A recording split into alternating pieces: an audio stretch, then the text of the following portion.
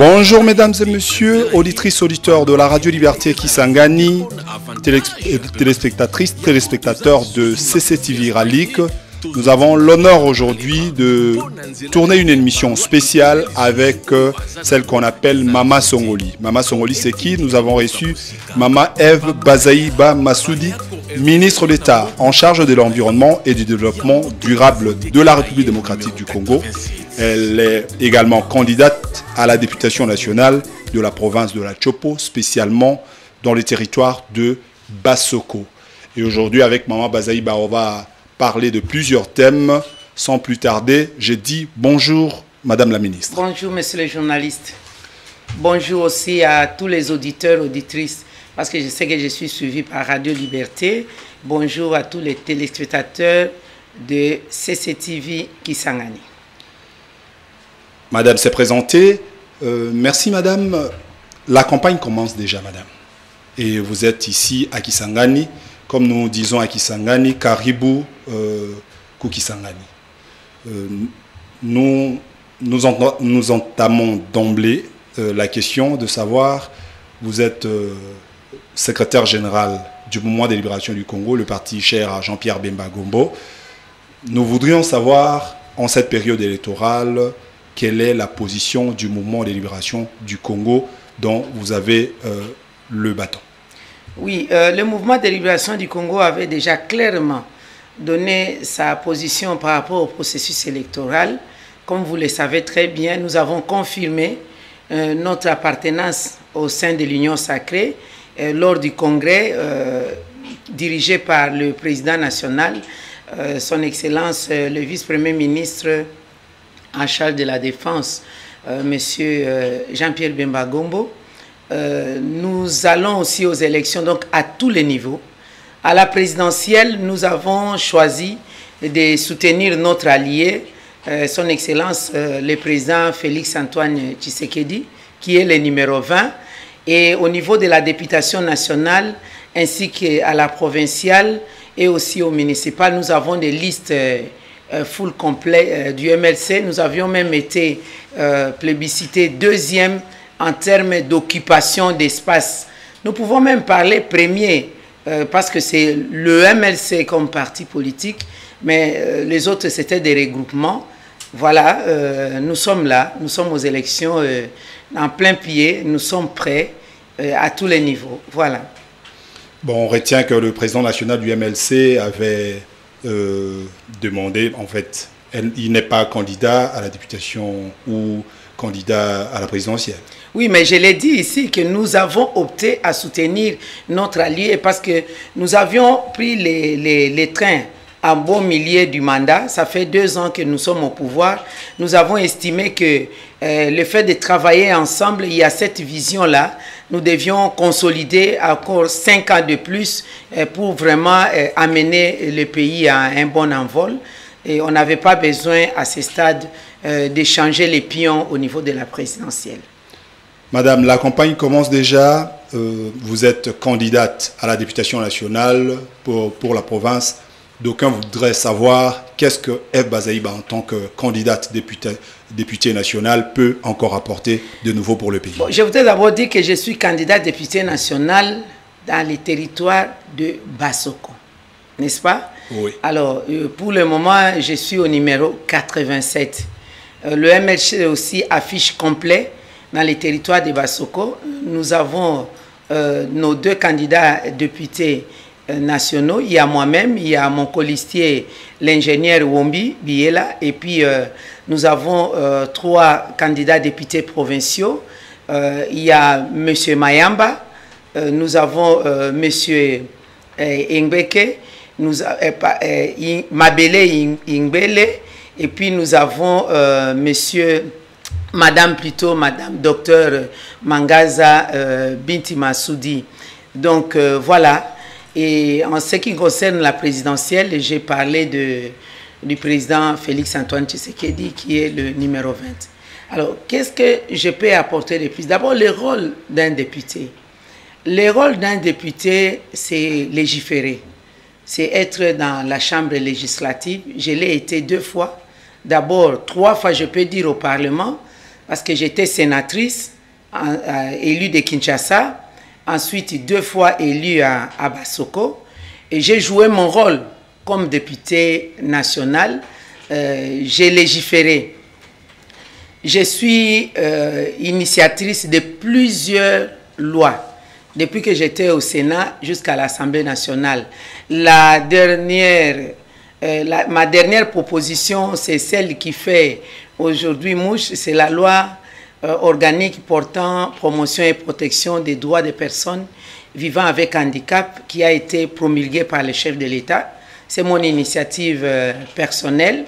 Je l'ai fait passer par consultation à partir de la société civile dans toutes les corporations concernées. Alors, si on peut reculer, j'ai à mon actif aussi la loi. J'ai dirigé 4 lois sur les questions sécuritaires. La loi portant organisation et fonctionnement des forces armées de la République. La loi portant organisation et fonctionnement de la police nationale.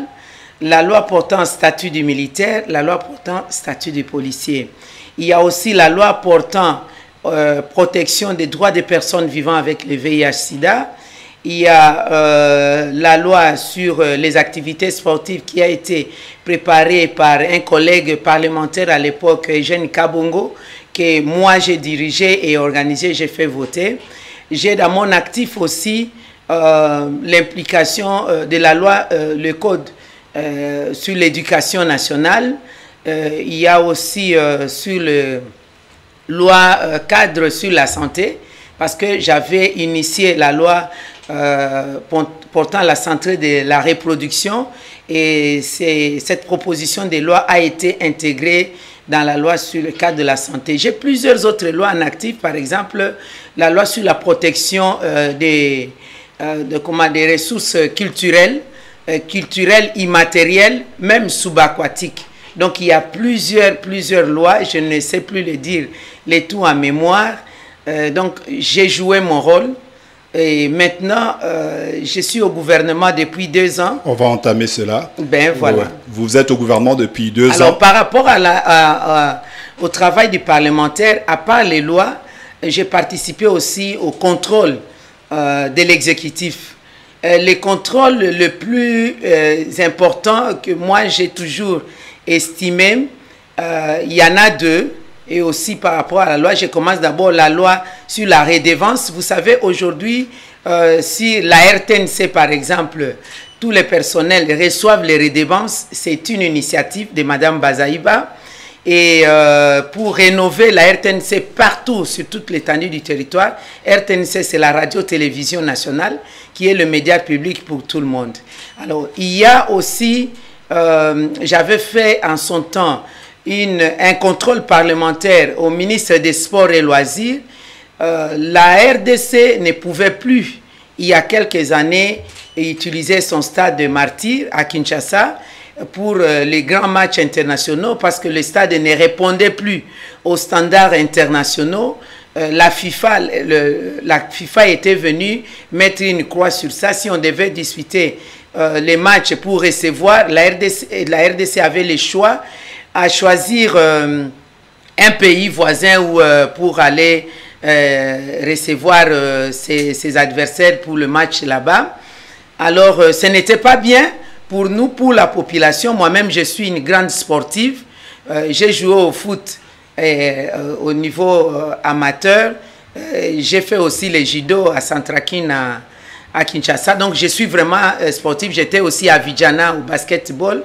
J'ai joué au basket. Alors, ça m'avait beaucoup dérangé et j'avais en son temps interpellé le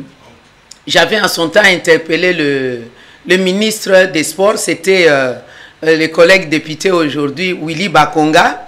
Et il laissait, quand j'ai interpellé, et j'ai fait pression, j'ai même donné l'ultimatum. À cette époque, j'étais dans l'opposition d'ailleurs.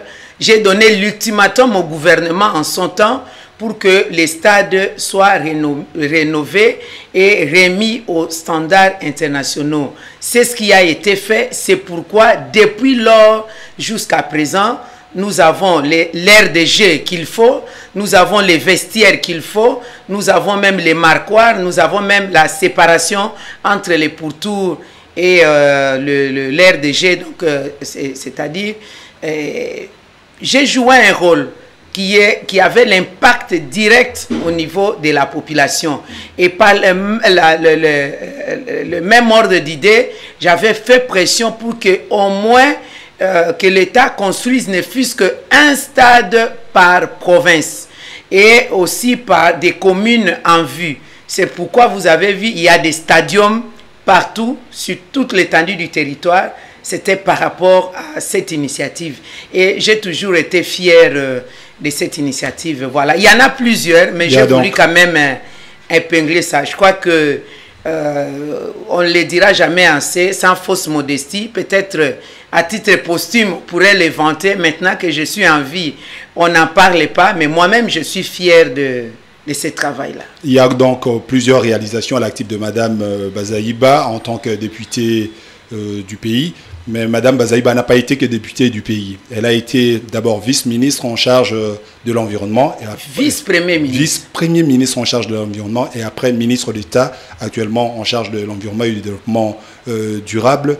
Madame, on vous demanderait également ce que vous avez apporté en tant que ministre d'État en charge de l'environnement. Voilà. Comme vous savez, être député, c'est un mandat national, quoique je sois élu de ma circonscription de Bassoko, que je salue respectueusement. Et comme gouvernement aussi, on a un mandat national. Au gouvernement, on travaille sur base d'un programme. Le programme m'a signé au gouvernement, c'est le pilier 11, le pilier 10, en ce qui concerne le développement, remettre le leadership de la RDC au niveau de l'échiquier régional, l'Afrique et international par rapport au potentiel dont nous regorgeons, le potentiel environnemental. C'était aussi prendre l'environnement, donc lier la matière environnementale, le mettre dans les filières de l'économie jusqu'à atteindre l'objectif de développement durable. C'était les 2 points. En ce qui concerne le premier point, je l'ai fait, en tout cas à la satisfaction du gouvernement. Ça, vous pouvez en demander au Premier ministre qui est coordonnateur de l'action du gouvernement. Je les salue, je lui souhaite aussi bonne chance dans sa campagne électorale. Le Premier ministre Jean-Michel Samaloukonde et le chef de l'État l'a plusieurs fois exprimé, sa satisfaction par rapport à notre action. Oui, on a vu le chef de l'État dernièrement à Brazza prononcer son discours et descendre directement vous salue. Oui, non seulement ça, le chef de l'État a parlé des warriors. Je lui rends l'hommage parce qu'il a dit que j'étais parmi les meilleurs de ces warriors, de ces guerriers au niveau du gouvernement. J'ai fait un effort avec justement la vision du chef de l'État, la coordination du Premier ministre, le ministre sectoriel tel que je suis. J'ai donné cette impulsion d'amener la RDC comme pays solution face à la lutte contre les réchauffements climatiques, les réchauffements de la planète, qui se trouve être aujourd'hui une thématique très importante, une thématique vitale dans le monde entier. Aujourd'hui, dans le monde entier, aucun salon politique, aucun salon de développement ne peut parler des matières environnementales sans la République démocratique du Congo. Le chef de l'État est fatigué des invitations. Il est invité partout. Le Premier ministre est invité partout. Moi-même, je suis invité partout. Je rends hommage d'ailleurs au niveau international. Pendant que j'étais ici à Kisangani, le vendredi passé, j'ai vu que le 16 novembre 2023, la République démocratique du Congo a été honorée. J'ai été plébiscité parmi les 5 femmes du monde qui portent la matière environnementale. Wow. En Afrique, je suis seul. En Europe, il y en a 2. En Amérique du Sud, une femme et une femme dans les Caraïbes. Donc vous avez permis à la RDC d'être donc pays la solution. RDC est le pays solution. Ça, c'est un autre volet. S'il y a des questions là-dedans, nous allons en parler. Par rapport au deuxième point, je vous ai dit, la question de l'économie, mettre un lien entre l'environnement, l'économie et le développement durable, je l'ai fait. Pour une fois, la RDC vient de découvrir la matière des commodités de crédit carbone, ce qui n'existait pas. Ailleurs, dans le monde entier, on se battait déjà dans ces processus. La RDC n'avait ni cadre légal, ni cadre institutionnel. À notre arrivée, nous avons commencé par mettre en place les 10 mesures pour la protection de l'environnement et parmi lesquelles l'instauration de la taxe carbone, les crédits carbone, la révision de la loi portant principes fondamentaux de protection de l'environnement. Nous avons intégré notre CDN, c'est-à-dire la contribution déterminée nationale. Nous avons désormais une loi, loi promulguée par les chefs de l'État qui est en vigueur. Nous avons désormais l'autorité de régulation du marché des crédits carbone. Nous n'attendons plus que l'ordonnance présidentielle pour en désigner des animateurs. Donc, et puis la RDC a commencé déjà à capter les fonds de crédit carbone. Je viens de mettre en programme les forêts de la République démocratique du Congo. Outre les projets qui est en train d'être exécutés des Maïndombe, des forêts de Maïndombe, avec une entreprise privée, ERA, que je cite, où nous venons de capter plus de 90 millions de dollars américains qui se trouvent déjà dans les banques de la République démocratique du Congo, qui vont d'ailleurs servir pour la réalisation des projets et des programmes de développement de 145 territoires, n'est-ce pas? C'est pourquoi je vous demande de reconduire le président Félix Antoine Tshisekedi, parce qu'on a des fonds à côté pour faire booster ces programmes. J'ai encore d'autres projets. Pour la Chopo, il y en a 3. J'ai mis les forêts en programme pour la conservation, la protection. À Banalia, il y a 2 projets à Banalia. Il y a un projet à Basoko. Ça fait 3 pour la Chopo pour le moment. Nous allons poursuivre. Et nous avons d'autres projets à Businga, dans le nord Ubangi. À l'équateur, c'est Bassankousou et Bikoro. Et dans le sud Ubangi, c'est Boudjala et Kungu. Donc, ce sont là des projets qui vont nous apporter beaucoup de fonds en termes de vente de nos crédits carbone qui vont servir pour le développement durable. Et pour la visibilité diplomatique, disons aussi la diplomatie environnementale, vous avez vu pour la première fois dans l'histoire de l'humanité, la République démocratique du Congo a ramené les projecteurs du monde ici, où j'ai fait organiser, avec l'appui du gouvernement bien entendu, la pré-COP 27, donc les travaux préparatoires de la COP 27. Personne ne croyait que la RDC pouvait être en mesure de le faire. Nous avons ramené à 2 segments. Il y a eu le segment des scientifiques. Tous les scientifiques du monde entier, nous les avons amenés sur terrain à Yangambi, où moi-même j'ai escaladé la tour à flux.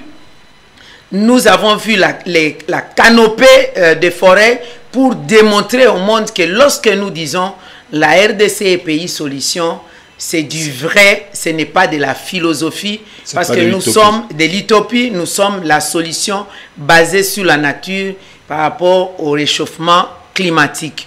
Nous avons procédé au 2e segment, le segment des politiques. Tous les leaders du monde, les ministres d'environnement, les envoyés spéciaux, que ce soit l'envoyé spécial du président Biden ou le président Poutine, tous étaient venus en République démocratique du Congo, n'est-ce pas? Les pays insulaires, l'Afrique, tous les 5 continents réunis au Palais du Peuple à Kinshasa pour les segments ministériels. Depuis lors, la RDC est dans l'échiquier international un pays de référence. Comme si cela ne suffisait pas, un autre bonus.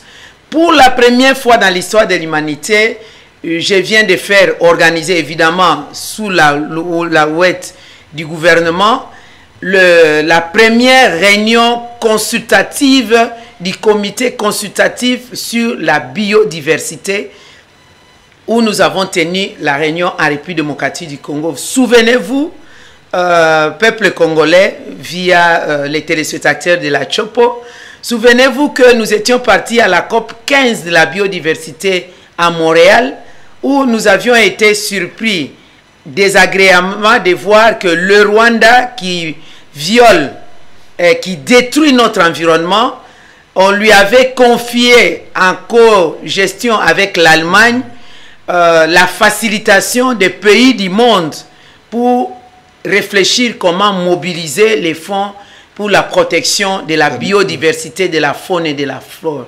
Et nous avions récusé cela, nous avons rejeté cette proposition, nous avons bloqué la machine jusqu'à ce que le président de la COP 15, qui est le ministre de l'Environnement de la Chine, la coprésidence avec le Canada, nous ont approchés.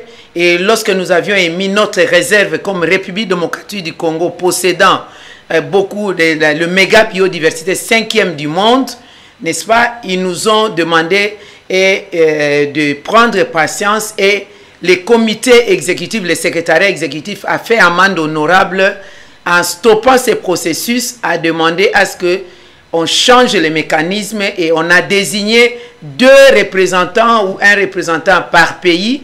Il y en a une soixantaine qui constituent donc ces comités consultatifs de facilitation pour la mobilisation des ressources de la biodiversité. Et la première réunion a eu lieu en septembre en République démocratique du Congo à Kinshasa. Tout ça, c'est pour valoriser ce que nous sommes, la République démocratique du Congo. Donc, il y a plusieurs choses. On passerait la journée à parler des réalisations. Donc, par rapport à beaucoup de réalisations au niveau du gouvernement comme ministre en 2 ans. Ok, nous aurons le temps d'organiser une autre émission pour parler de l'environnement en long et en large.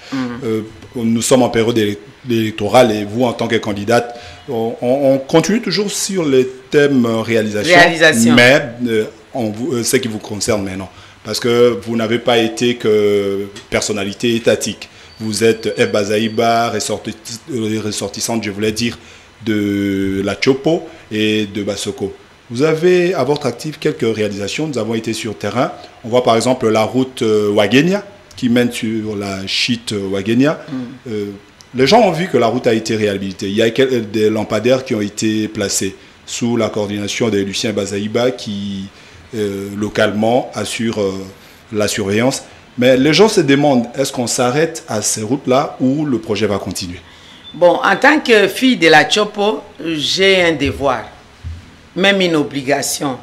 Vous savez, quand on est placé quelque part, les dividendes, il faut les partager avec la famille. C'est vrai, j'ai un mandat national. Je ne le fais pas qu'à la Chopo, je le fais partout, à Kinshasa, par la mesure du possible, dans d'autres provinces aussi.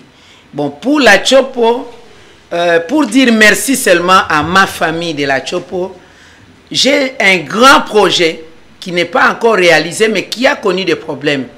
J'avais voulu faire de Chite Ouagenia une innovation. Rénover donc l'espace de Chite Ouagenia. Réaménager les sites, notamment l'île Binakaekese. Bon, il y a eu une certaine résistance, l'incompréhension de la communauté locale, croyant que je voudrais déposséder la population de l'île. Bon, souvent quand on est trop visionnaire, il y a aussi des petits problèmes. Alors, j'ai attendu parler avec la communauté pour leur faire comprendre. Mais aujourd'hui, je crois que la communauté a compris. Oui, en attendant, j'ai dit, je vais m'occuper de la route.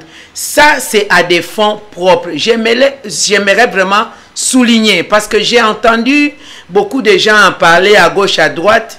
J'invite même l'IGF qui peut venir me contrôler. C'est à des fonds propres de ma famille, comme veuve de Dr Massoudi, comme fille de M. Bazaïba et de Mme Angangi Banyele. C'est mes fonds propres, et sous la coordination de mon jeune frère Lucien Bazaïba Angangi, qui est aussi candidat député national ici à Kisangani au numéro 346. J'ai donc essayé de faire un petit geste de famille, réhabiliter cette route dans la commune de Kisangani et y mettre de la lumière. Ça va continuer jusque vers Kikongo et ça va aller jusqu'au niveau des chutes. J'ai déjà ramené d'ailleurs pour la finalisation le poteau et tout le reste, mais il y a eu du retard en ce qui concerne les lampadaires. Les lampadaires arrivent. Je pourrais faire un pont aérien en attendant les lots qui viennent par bateau. J'ai fait aussi là où il y avait beaucoup d'insécurité à Mangobo, n'est-ce pas, vers l'hôpital général. Je sais qu'on a volé, c'est dommage. Vraiment, je demande à la population de Boyoma de ne pas faire ça. J'ai mis de la lumière, votre maman, votre soeur l'a fait à des fonds propres. J'ai vu qu'on a enlevé à peu près 4 poteaux. On a enlevé d'autres panneaux solaires pour qu'il n'y ait pas de la lumière, que l'insécurité continue. Mon projet, c'est d'aller jusqu'au niveau de l'orphelinat. Nous allons y arriver. Il en sera ici pour toutes les communes. Kabondo, Chopo, on l'a fait à Kisangani, Makiso. Bon, je ne pense pas trop Makiso parce que Makiso quand même est assez a un essai de possibilités. Mais vous y avez quand même installé. J'ai installé, oui, j'ai fait quelques lampadaires à Makiso sur avenue Kinshasa, là où j'habite côté rond-point Mandela. Alors, j'ai fait aussi la même chose, la route allant de Kisangani à Yangambi, parce que en son temps, lorsqu'on devait venir pour la pré-COP 27, le gouvernement, j'avais introduit un budget pour la réhabilitation de l'habitat, c'est-à-dire les villas à Yangambi. Mais les fonds n'étaient pas décaissés. Alors, il y avait un problème d'accession des routes. Ma fille est passée par là, docteur Mangaza, qui est candidate députée provinciale à Bassoko, oui, au numéro 168. Elle a connu un accident grave des routes. Elle a eu environ, je pense, 37 points de suture. Elle a failli y laisser sa peau. Moi, j'ai eu les possibilités d'amener ma fille à l'hôpital, au Congo et à l'étranger. Mais si les autres personnes passaient là-bas, il y a même un des commerçants de Bassoko, je peux me permettre de citer, par discrétion, je ne cite pas son nom, qui avait connu un grave accident là-bas et s'est cassé la jambe. Il est resté à Kinshasa à l'hôpital, je pense, environ 1 année. Oui. Tout ça, ça m'a révolté. À des fonds propres, j'ai réhabilité les ponts. Je n'ai pas construit des ponts. J'ai réhabilité les ponts, toute la ferraille qui était dehors. J'ai acheté les planches et tout ça. J'ai travaillé avec Pigma, je pense. Il y a une entreprise privée qui est ici. Les gens peuvent aller contrôler. Hein. Je leur donnais mon argent personnellement. Les factures sont là. J'avais demandé seulement l'autorisation de l'office des routes pour que on ait la traversée gratuite avec le véhicule et tout ce qu'il y a comme matériel et tout. Et aussi l'expertise de l'office des routes. Parce que ça demeure la route de l'État, oui, que je fasse cela dans les normes voulues par l'État, l'office des routes. Donc c'est à des fonds propres. Et même quand j'ai mis les lampadaires à Yangambi, je l'ai fait aussi à des fonds propres. Allons-y avec vos réalisations. Vous n'avez pas seulement réhabilité la route de Yangambi, non seulement le pont de Yangambi. Vous avez réhabilité d'autres ponts dans les territoires de Bassoko. Et oui, les gens se posent la question même, est-ce que la priorité c'était des ponts? Est-ce qu'il fallait pas aller ailleurs? La priorité n'était pas des ponts. En fait, quand je faisais d'abord les ponts, par exemple le pont Bandou, que je dois encore refaire parce que j'avais confié ça à des gens. Bon, vous savez, les Congolais, parfois il y a un problème de gouvernance. Les ponts n'ont pas été faits tel que je l'aurais voulu finaliser jusqu'à des garde-fous et tout le reste. Et oui, je suis maintenant en train de recommencer pour les terminer alors que j'avais financé comme il se doit. C'est parce que la population de Bandou, à Bassoko, secteur de Lokutu, groupement Mwingi, à Bandou, m'avait demandé qu'il y a, on a des sites de gravier là-bas, du sable, des graviers de construction. Maintenant, pour traverser avec à Lokutu cité, pour construire, c'est difficile. Sans les ponts, on ne sait pas passer. Alors, c'était quelque chose quand même de vital. Bon, c'est aussi un endroit où mon grand-père a vécu. Il était le tout premier pasteur noir après les blancs, n'est-ce pas? qui était ordonné à Lingungu. Il habitait là à Iyenge. Donc c'est un peu un milieu que je connais. J'avais mis mes moyens pour la réhabilitation de ces ponts. Ce n'était pas le rôle des députés, mais si j'ai les moyens, je les fais, c'est une demande de ma population. C'est pourquoi, de la même manière, j'ai fait pour les écoles. À Bassoko, par exemple, il y a l'église Selpa. Moi, je ne suis pas de la confession de Selpa, mais ils sont venus me poser un problème. J'ai vu que c'était une école au centre-ville de Bassoko, et je pouvais appuyer. On s'était entendu que moi, je leur donnais que l'appui des matériels. La main-d'œuvre et aussi les matériels tels que les graviers, les sables, ça allait être eux-mêmes. Moi, j'ai amené les maçons, les ciments et tout. Mais ils n'ont pas pu faire, ils n'ont rien fait. Ça a retardé la démarche. Mais bon, j'ai dit, c'est pas grave. Je l'ai fait. Je l'ai fait à des fonds propres. La même chose pour une autre école de Pasteur Mboti toujours dans le secteur de Lokutula. Cette fois-là, c'est le groupement Yanongo à Bafamba, à Lokomba. Oui. La même chose. Comme je l'ai fait aussi, je suis en train de construire aussi une école dans le secteur de Bangele Mamunganjo, à Liambé. C'est à des fonds propres. Alors, j'ai vu l'innovation des lampadaires. Moi, quand j'amène mes enfants, ils disent, maman, votre village, ils appellent Bassoko mon village, c'est très beau, on aime bien, mais c'est tout noir. Ça, c'est mon fils cadet que vous appelez Général Malik. Oui. C'est lui qui le dit souvent. Alors, sur base de ça, ça m'a interpellé.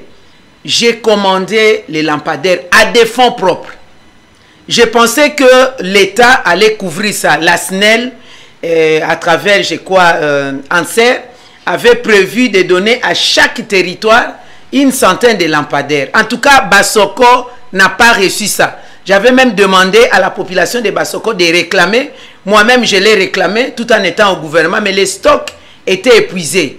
Mais comme j'ai vu que Bassoko ne pouvait pas manquer tant que moi je suis là, je l'ai fait à des fonds propres. Maintenant, il y a plus de 300 lampadaires qui ont été parsemés dans tout Bassoko. Par village, il y a au moins 5, 10, ça dépend du coin où eux-mêmes choisissent. Nous voulons ici, nous voulons là-bas. Et le projet n'est pas fini. J'ai un projet de 2 ans.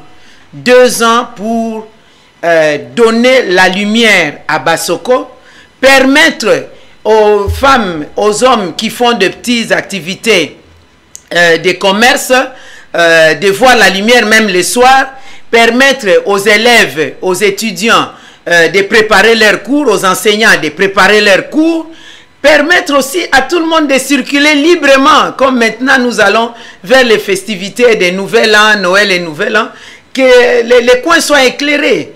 Alors, il y a aussi la réhabilitation de la mission de Yalemba. Par exemple, ça c'était une demande. Ça c'était une demande de mon oncle. Le feu pasteur Singa, paix à son âme, c'est le grand frère à ma mère qui était aussi là-bas. Et ça, c'est vraiment un milieu familial. Hein. Bon, il faut se dire que la mission de Yalemba est la première mission de la communauté du Haut-Fleuve installée dans la province de la Chopo. Exactement, installée dans la province de la Chopo. Cette mission, il faut se le dire, est l'œuvre d'un fils de ces pays. L'arrière-arrière-grand-père, mon grand-père, l'arrière-grand-père, qui s'appelait Dissasi Makulo, qui était, lui, capturé par, à l'époque, les gens de Tipo, amené, vendu en esclave. Et il s'est retrouvé en Angleterre, en Grande-Bretagne, et il est revenu, comme il était un jeune homme très intelligent, il est revenu avec George Grenfell à son époque, et Arlington, et il y a aussi les Carlington, les Britanniques qui étaient venus installer les BMS, les baptistes, la mission des baptistes, on appelait ça BMS à l'époque. Alors, ils sont venus installer à partir de Makanza et jusqu'à Yalemba, ils sont venus partout. Aujourd'hui, c'est CBFC, cette communauté, ils sont venus l'installer à Yalemba. Et comme je vous ai dit, le tout premier pasteur ordonné noir, c'était donc son neveu qui est mon grand-père direct, le père de ma mère, le neveu de Dissasi Makulo. Alors, c'est là où toute la famille était là-bas. Moi-même, j'étais baptisé là-bas, à l'époque du pasteur Bagoma. où mon grand-père aussi m'avait baptisé là-bas. Il y a toute la famille était là. Il y a un cousin, grand frère, Bandolé, qui était préfet là-bas. Donc, toute la famille. Il y a mon oncle qui est décédé à 100 ans, James Mefalesi, qui était aussi le LIT, donc les médecins l'infirmier titulaire. Après, il a fait sa spécialisation en Belgique, à Genval, comme médecin là-bas. Donc, c'est vraiment une mission de la famille, quoi. Et j'avais un devoir. Ayant des moyens, j'ai le devoir de réhabiliter. Mon oncle, pasteur Singa, m'a dit que je meurs ou pas, il faut faire un effort réhabilité. C'est en son honneur aussi que je l'ai fait, à l'honneur de tout le monde. J'ai pris un projet de 2 ans. Toutes les villas de son temps vont être réhabilitées, même la maison des pasteurs, l'hôpital, l'église, les écoles et aussi l'aménagement de tous les milieux où nous avons un spécialiste de l'horticulture qui est là-bas, qui va s'en occuper. Si Dieu nous prête vie, nous donne des moyens, nous allons mettre aussi un port là-bas. Donc, il n'y a pas que la mission de Yalemba. Il y a plusieurs projets. Il y a plusieurs projets à Mobango Itimbiri. Oui, oui. Je suis en train de réhabiliter là où c'est fut Sibé. Nous allons, il y a Bolama par exemple, qui ont eu aussi une unité, une station de radio. Oui. Donc on fait beaucoup de choses à la demande de la population et par la mesure de nos petits moyens. J'insiste, c'est du privé, mais aujourd'hui j'ai mis ça au service du public. Je demande seulement à la population de Basoko, Batata, Bamama, Yabasoko, Bobatela biloko wana lelo nazana bon moi nazana valeur peut-être était ndenge sengeli mais soki na kufi bokoyeba valeur ya biloko wana bobatela yango ndenge tozopesa honneur na patriarche na biso likuli ya bolongo asala ndenge topesaka honneur na ba patriarche na biso ici ya Mundala basala na kanisi lobi kuna boko kanisa kape oyo biso tozo sala tozana moyen ya mingi te mais ezali moi elembo muke ya bolingo ya bondeko pona kokabola koyeba ke nzambe apesi ngai opportunité ya kozala na esika songolo tika ngai pe na kanisa bandeko. Ce n'est pas possible kokabela moto eloko moko na moko liputa elamba kolia tobo eza possible te, mais les projets communautaires ce sont là les projets que nous sommes en train d'organiser. C'est pourquoi je redemande encore de continuer toujours à me mettre dans cette position-là, d'être la porte-parole, l'une des porte-paroles, parce que je ne prendrai pas 2 sièges, l'une des porte-paroles de Basoko au niveau national et international. Je crois que vous êtes fiers aujourd'hui. Tout le monde parle de Basoko. Partout, Mama Bazaïba, Eve Basoudi passe, on parle de Basoko. Vous aurez l'occasion de leur lancer encore des messages par rapport à ça. Il y a... En fait, vous avez ramassé toutes les questions par rapport à la réalisation que j'avais prévu de poser. Mais madame, on revient à Kisangani. Il y a un sujet criant qui fait de mort les conflits entre les différentes communautés à Kisangani. Ça a commencé par le Lengola et l'Embole. Aujourd'hui, ça s'étend sur les Kumu, l'axe Banalia et tout. On constate par-ci, par-là que les communautés s'entretuent. Vous, en tant que ressortissante de la province, est-ce que vous avez un message particulier à lancer à cette communauté? Non seulement en tant que ressortissante de la Chopo, mais en tant que personnalité politique, je condamne avec la dernière énergie la violence d'où qu'elle vienne. Vraiment, je condamne. Mais entre-temps, je dis que cette violence a une cause. La cause, c'est la pauvreté. Les frustrations, les injustices, manque de justice distributive, justement les injustices, et aussi la sous-information. C'est pourquoi il y a des conflits interethniques. Les gens s'entretuent. La meilleure façon de résoudre ces problèmes, c'est de toucher à la source de la cause. Là où il y a l'injustice, que la justice rentre. Là où il y a la pauvreté, que nous fassions des activités mobilisatrices des revenus, des activités de lutte contre la pauvreté, qui rentrent d'ailleurs dans les objectifs de développement durable. Premier objectif dans le monde, c'est lutte contre la pauvreté. Deuxième objectif, c'est lutte contre la faim. Troisième objectif, c'est accès pour tous à la santé. Quatrième objectif, c'est accès pour tous à l'éducation. Cinquième objectif, c'est l'autonomisation de la femme. Et ça continue jusqu'au 17e objectif. Vous voyez que ce sont là des points qu'on a cernés dans le monde et qui se trouvent, qui corroborent avec la situation de notre pays, de notre province.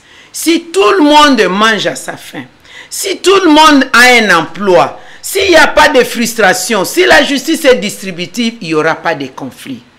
Et si tout le monde est informé, parce qu'il suffit d'un petit rien de sous-information, des spéculations inutiles, les gens rentrent dans la maison, ressortent avec des machettes pour se rendre justice. C'est pourquoi nous en appelons au sens élevé de tout le monde. Mulengola, Mukumu, Mugenya, je ne sais pas, Mumanga, Musoko, Mumbole, tout le monde, nous sommes des Congolais. On n'a pas besoin de s'entretuer.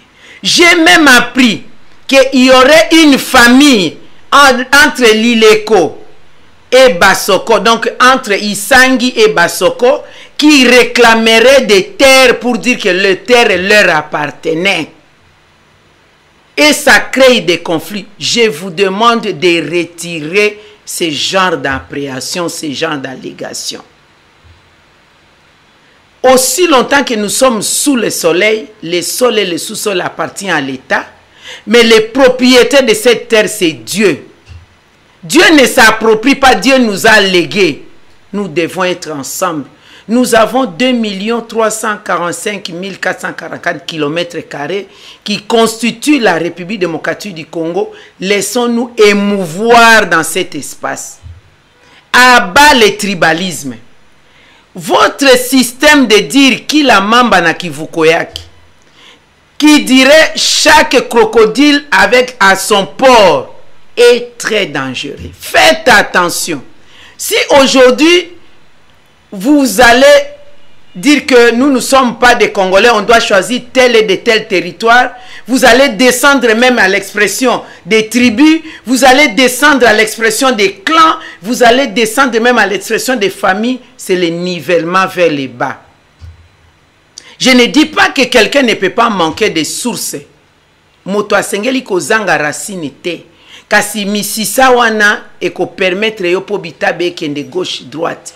Nyoka taza molai ndenge nini nakoki koswa mokila na ete. Tu peux être Mumbole, tu peux être Mulengola, vous êtes tous de la Chopo.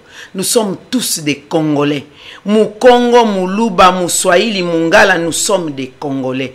Tout Congolais devait se sentir à l'aise partout et s'établir partout. S'il vous plaît, batata, bamama, bandeko. Botika likambo ya violence. Je comprends les frustrations nazo sosola.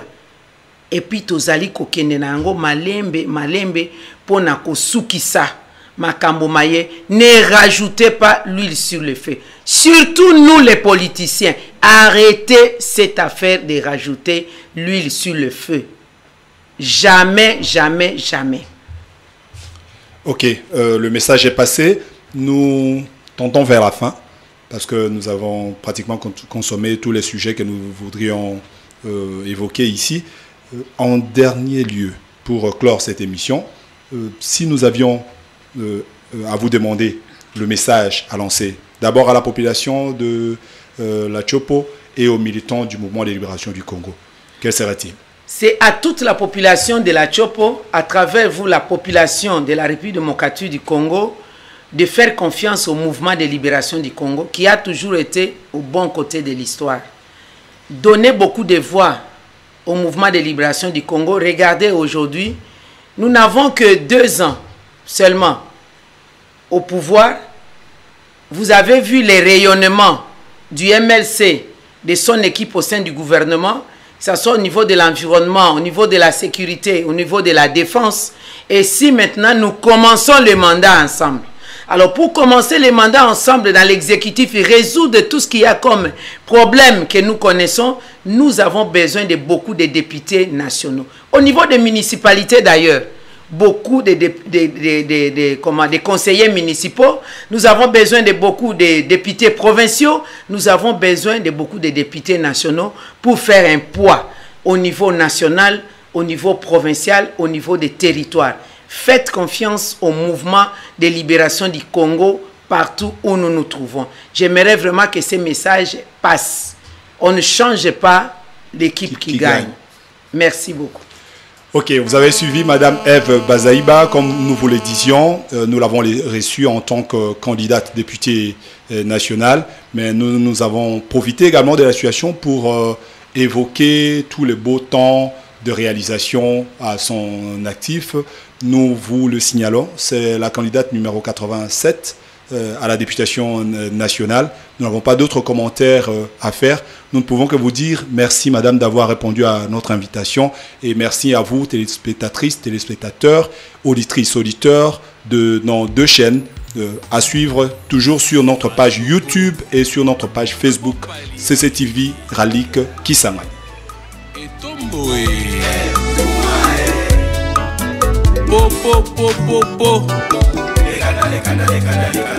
Pasoko topesi bino mbote na sima ya kosarole toye kubenga bino na ba élection boya kovote mwana oya bino mama oya tombami na kati ya ba mama nyonso ya gouvernement atomboli RDC na kati ya basoko Maître Ève Bazaïba numéro 87 yende toko voter kaka ye mosusu merci pour la nyonso c'est dans le comment